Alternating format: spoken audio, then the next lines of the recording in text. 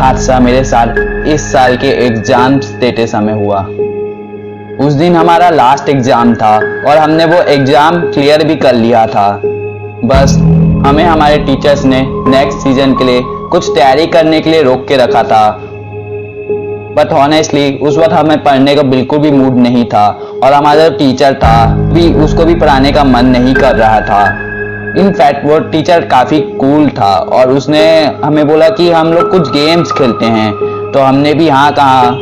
Class में सभी लोग मज़े कर रहे थे और हमने कुछ क्विजेस का भी आंसर करना शुरू किया। हमारे टीचर हमसे क्विजेस पूछने लगे और मेरे दोस्त ने जब एक क्वेश्चन का आंसर देने ही जा रहा था तभी हमने एक बैंग सुना। वो बैंग हमारे क्लासरूम के डोर पर था, लेकिन क्लासरूम का डोर था वो क्लोज था, अंदर से लॉक था, तो फिर वो खुला नहीं। बाहर में बहुत जम की बैंगिंग हो रही थी। हम लोग डर गए, लेकिन हमारे टीचर ने बोला काम डाउन रहो। और तभी हमारे सर को एक फोन आता है। उसमें हमारे स्कूल के प्रिंसिपल ये बोलते हैं कि ये कोई मॉक ड्रिल नहीं है और किसी भी स्टूडेंट को बाहर जाने की इजाज़त ना दी जाए। हम काफ़ी डर चुके थे।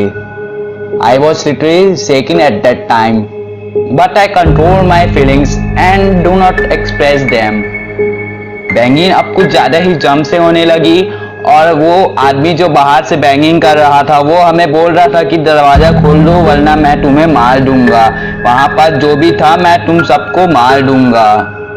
ये सुन के मेरे बाजू में बैठी हुई लड़की रोने लगी, पर हमारे सर हमें काम डाउन होने के लिए बोल रहे थे।